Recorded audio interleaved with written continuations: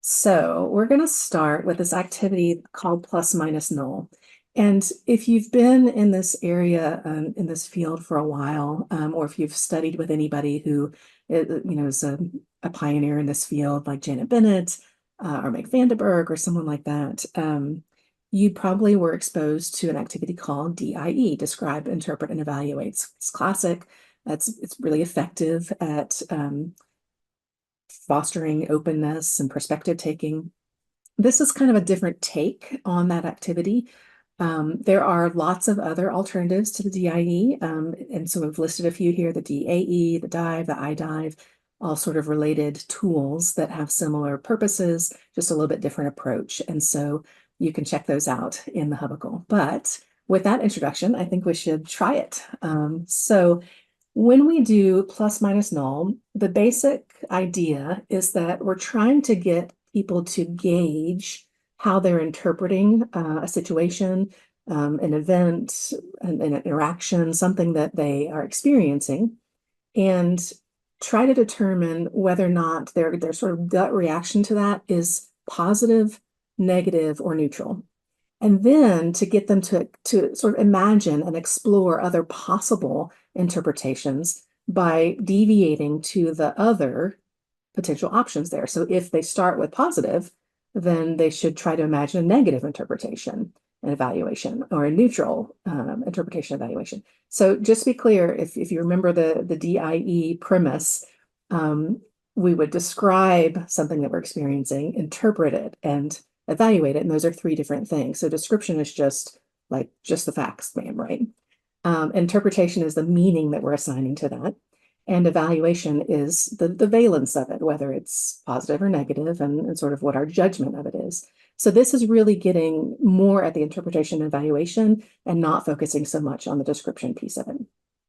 But it is really encouraging that imaginative approach to perspective taking.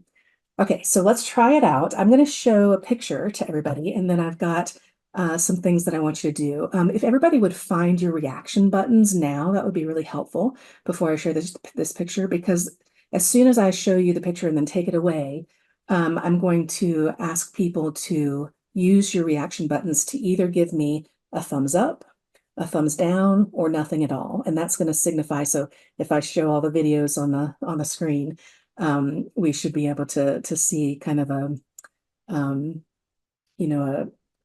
gauge the room, kind of a feel for how people are interpreting this picture and whether that's giving them a positive, negative, or neutral evaluation.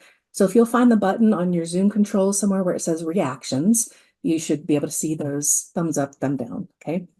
And then also find your chat button, because I'm also going to ask you to type in what you think is actually happening in this picture. So that's the interpretation piece. The thumbs up, thumbs down, or neutral is the evaluation piece, and the typing to chat is the interpretation. Okay, so here we go. Here is your picture. Okay, so just take a second, glance at it.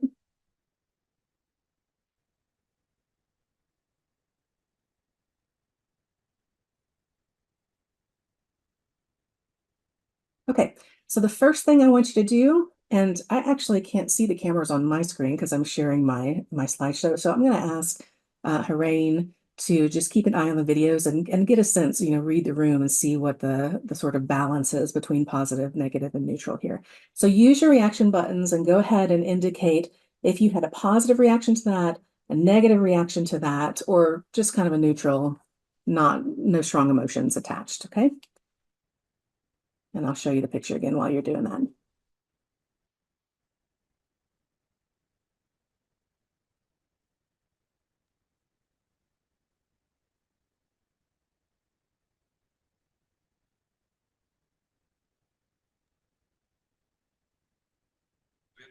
Good mix of positive and negative, very few neutral I'm seeing.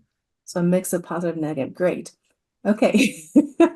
Great. I can't decide if she's dancing or being mugged. Yes. So go ahead now and type. What do you think is actually happening in this picture? Put your assigning of meaning, interpret what it is that you're seeing here. And of course, we understand, hopefully everybody understands that our interpretation is very influenced by our past experiences and the cultural lenses that we're looking through. All right, so we see lots of dancing. We've got some holding hands. We've got some different interpretations of the facial expression, maybe. We've got, yeah, somebody grabbing her purse. Yeah, she's being helped.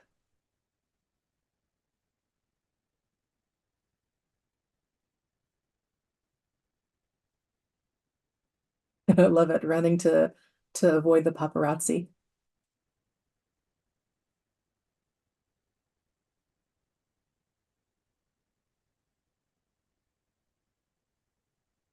Great. So we're going to put on sort of a teacher's hat now and do sort of a meta level debriefing because, and you can take this and make it a really complex, hour-long activity if you want to and get really involved. But, oh, sorry, I wanted to show you something first here. So before we get into the debriefing, I just want to add one more little element to it. So like I just said, you can make this really complex and think about all the different contextual factors that might influence people's interpretations, right?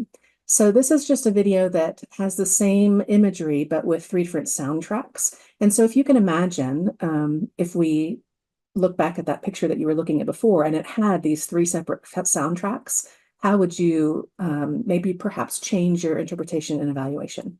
Okay. So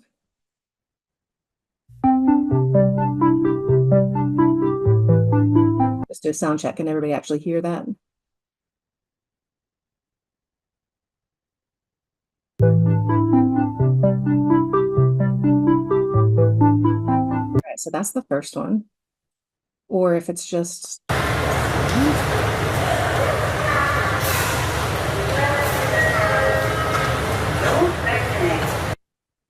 or if it's different music.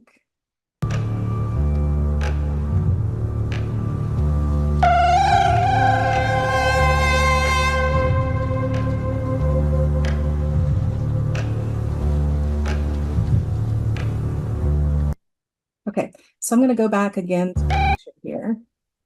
If we had sort of happy music or just the natural soundtrack of what's happening, and again, that could be very different if she were dancing or if she were being mugged, right? Or if she's hiding from the paparazzi or any of the other explanations that y'all put up there. Or if there was this sort of more eerie soundtrack, how might that shape your interpretation and evaluation? And I'm curious in this point, if you would, again, with your teacher's hat on, if you would brainstorm with me what other potential factors might be influencing your interpretation and evaluation.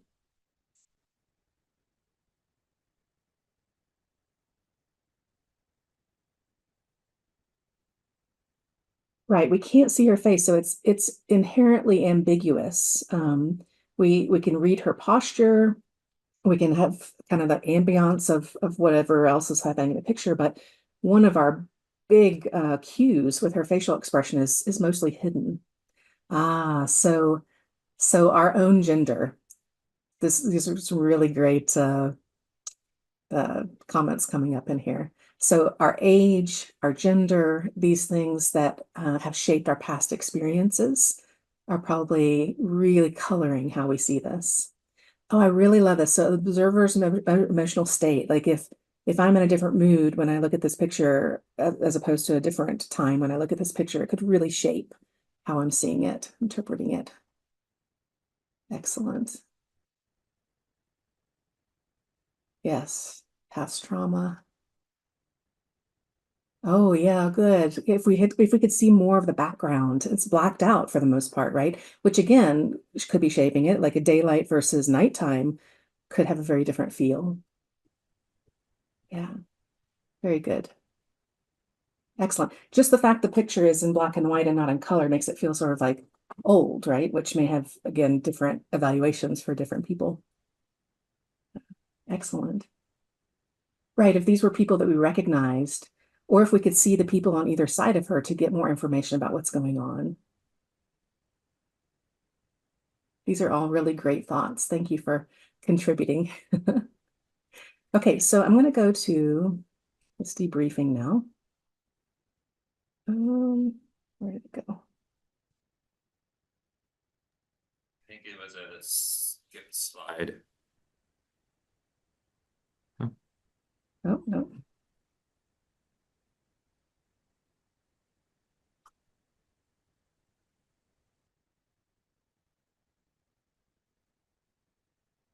Okay, I'll go with this one. Okay, so let me do just a quick debriefing with this. So one advantage to me to doing the DIE activity is that it really gets people to understand that when they are reacting to events, all of that is mixed up together and they're not consciously separating them. And so anytime they describe something, it becomes very obvious that actually their interpretation and evaluation is embedded in that description. But to me, the advantage of this plus minus null is that it really gets you to focus on not just recognizing your interpretation and evaluation, but realizing how many other potential interpretations and evaluations that there are. Okay. So as part of this debriefing, I want you to just take a moment and reflect. And if your initial interpretation was positive or negative or neutral, I want you now to actively, take those other perspectives. And then we're going to talk sort of at a meta level about how challenging or easy that was for you. Okay. So you can scroll back through the chat if you want some ideas about what other alternative interpretations there are beyond your initial gut instinct, or you can sit there and imagine more for yourself. But just take a moment to do that reflection, and then I'm going to ask you to reflect again in chat.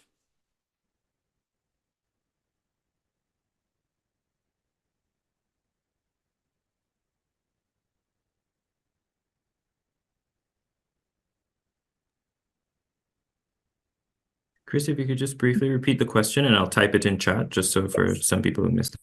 Yes. So what I'm asking to reflect on is how easy or challenging it is to do this imaginative perspective taking and really feel the validity of these other possible interpretations beyond your initial gut reaction to it.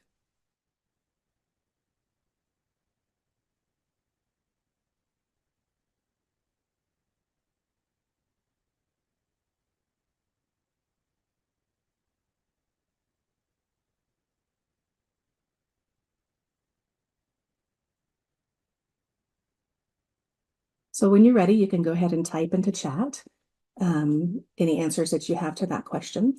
And as a follow-up to that question, as you're thinking about how easy or challenging that perspective taking was for you with this particular picture, I want you to think about what could be more challenging with an activity like this. In other words, are there contexts in which you could apply plus minus null as a framework that would really get people to recognize that there are other ways of experiencing something that they just experienced?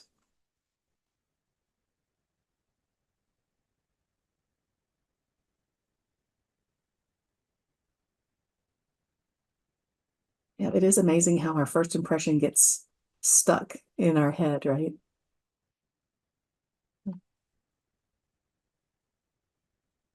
Interesting point. I think it is easier to go from neutral to positive and negative. It might be more challenging sometimes to go from a very strong emotional reaction to the opposite.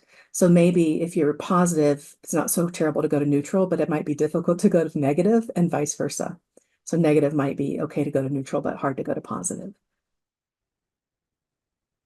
Really good insight in the chat here. Thanks for contributing.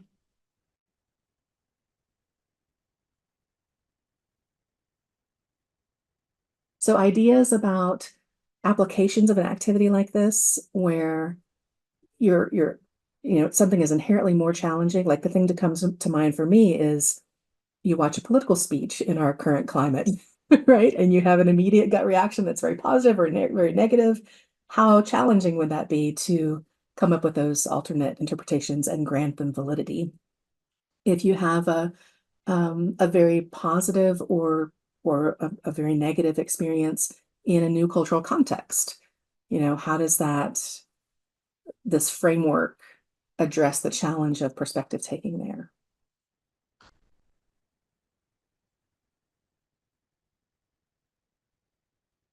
Yeah, really good point too in the chat about the ambiguity of the situation because it is very ambiguous. And so maybe it's easier to do the perspective taking when we are pretty sure we think what has happened. Maybe this is more challenging. Yeah.